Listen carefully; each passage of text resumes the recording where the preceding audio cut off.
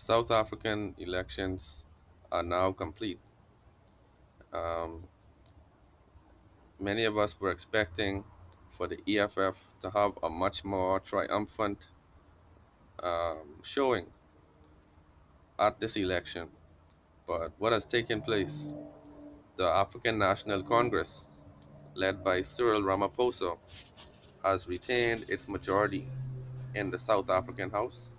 Um, in many of the provinces, as I watched the results, in many of the provinces, the ANC had anywhere from 53% to about 66% of the overall vote. All right. And this is in all of the provinces. Actually, in a few areas like the Cape region, the DA, who was basically trailing the ANC in most of the provinces, but the DA actually were in control of the Cape region. And as you all know, in the Cape region, there were many Boers who are actually asking for the Cape to have status as a separate country. And so, as you can tell from that kind of sentiment, they would definitely not vote for the nationalist parties. All right. So in the Cape region, the DA remained in their stronghold. Um, Also, the EFF had their strongholds. I'm trying to remember the name of the township or the province, but the EFF in many of the provinces they had around from 7.5 no 7.6 to around 15%. So the EFF retained a nice show of support in their respective strongholds.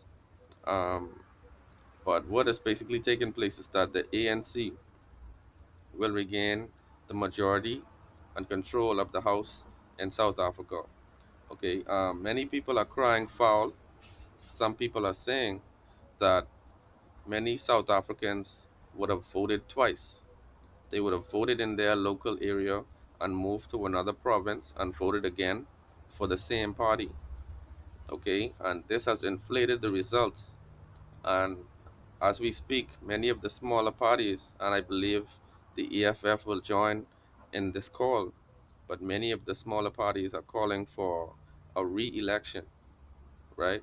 And so they would like for the election to be done once again because of the improprieties, because of the poor recording of votes, because what has taken place, um, if they don't have a system for recording a person who has voted, then a person will be able to vote twice, right? In the Bahamas, um, after you would have dipped your finger in the ink and had your voter's card recorded, it would be very difficult for you to go to another area, another polling station, and vote again. All right. Now, some people have done it, and it was exposed, but it has not been on the level where it would influence the election. Okay, there's only about um, 300,000 to 400,000 people in the Bahamas. But in an area like South Africa, there were millions of voters. And so they would really need an effective system to record the voters. All right, but the EFF is still strong. Hopefully, as a result of this election, the calls for expropriation, the calls for nationalizing of the mines, the calls for just an agenda that is African first, hopefully these things will materialize as a result of this election.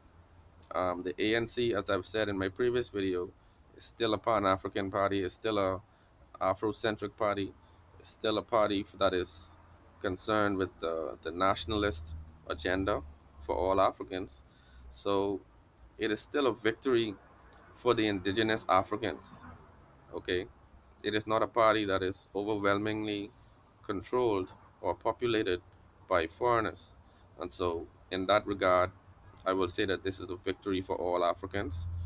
Hopefully, in the coming elections, if there's a new election, perhaps the EFF will regain some more footing in their respective areas.